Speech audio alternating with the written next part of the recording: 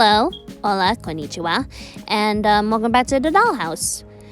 I hope that everybody has a safe and happy Pride Month. A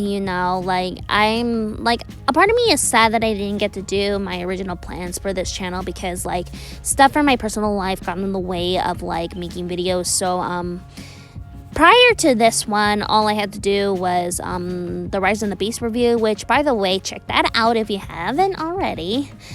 So, but on the other hand, I am glad that y'all really loved my Transformers X Pride series that I did on my gimmick account.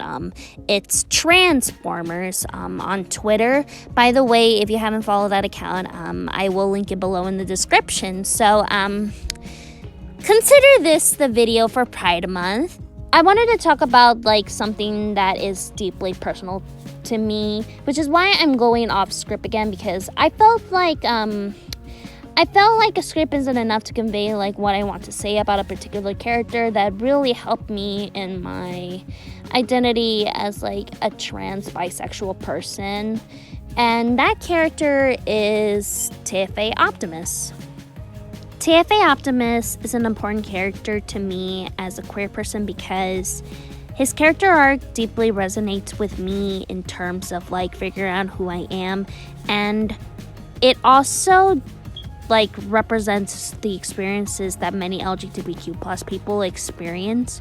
So for Pride Month, let's go explore those bicoded layers of his character arc. Alright, ladies and gentlemen and non-binary pals, let's go get into it. 3, 2, 1, Pingu.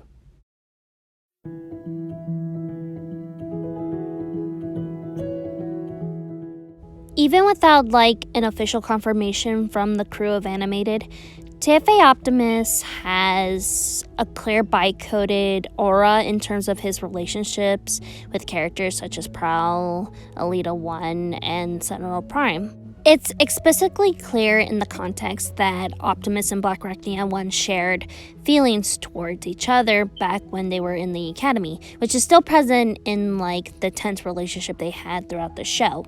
And before y'all go off in the comments, you can still be bi while also being in a heterosexual relationship, okay? We ain't gonna do that biphobic nonsense in this household, okay? Get that in mind. First, Sentinel, bitch-ass hoe. Second, both Optimus and Sentinel can literally be interpreted as exes due to the very, very, very fruity context to their relationship. They're essentially exes. Back in my OPX Prowl video in April, their relationship is an important relationship that I noticed in my many rewatches of the show. They definitely have a lot of similarities, such as being star pupils in their respective career goals only to fall from grace, having an important relationship with a father figure, and them feeling like outsiders in their own society. If you'd like to hear my thoughts about the relationship in depth, I linked the OPX Prowl video in the description, and hopefully y'all will join the ship.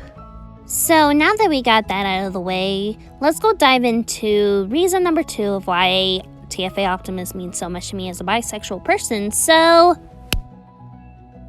buckle up, boys, girls, and non-binary pals, because we're gonna dive into emotional damage.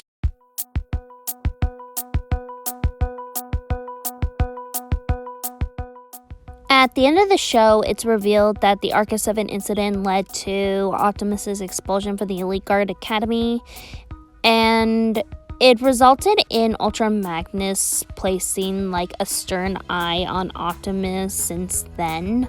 So their relationship throughout the show is similar to that of an LGBTQ plus person and their parent, due to how very collectivistic this society in the animated continuity is.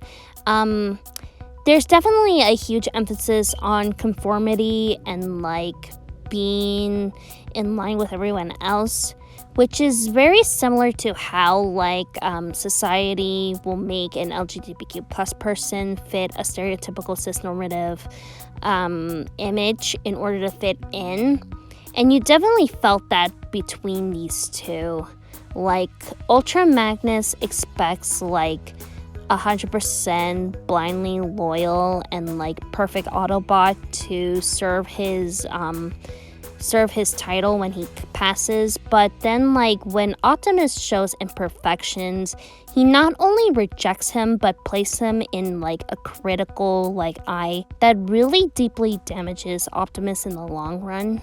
It's heavily implied that Optimus suffers from a mix of depression and anxiety as a result of feeling so out of place in a society that doesn't accept him for who he is, and like the lack of a love from a parent figure who's supposed to love you. Like, unfortunately, these two things are very present in the LGBTQ plus community, and like it really hits me very hard because like I am someone who is in the closet right now.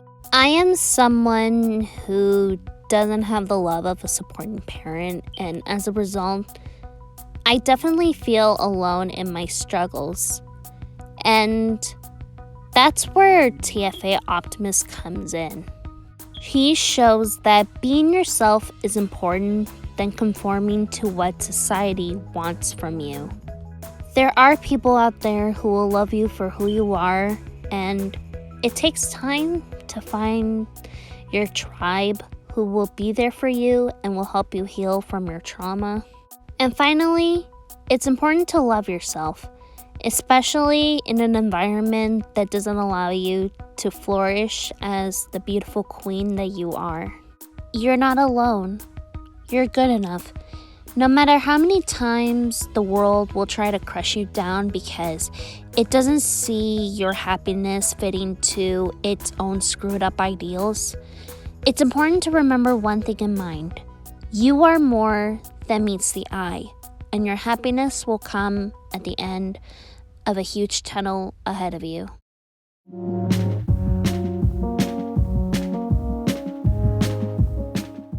I'm not gonna lie, like, it was somewhat difficult for me to record lines for this video because of like how very personal this topic is to me, and like I'm really happy that I get to convey my thoughts about why this character means so much to me. In a nutshell, he saved my life. He saved my life in like the darkest moments of my life, and I am sincerely grateful that a character like him exists. Obviously, a cartoon robot doesn't make you gay. However, I think it's important to point out like the queer coding in characters such as TFA Optimus because like to you it may not seem like much, but to someone like me, it really means a lot in the long run. So, in conclusion, thank you all so much for hearing me out on TFA Optimus. Have a safe and wonderful Pride Month, and I hope to see you next time. Goodbye.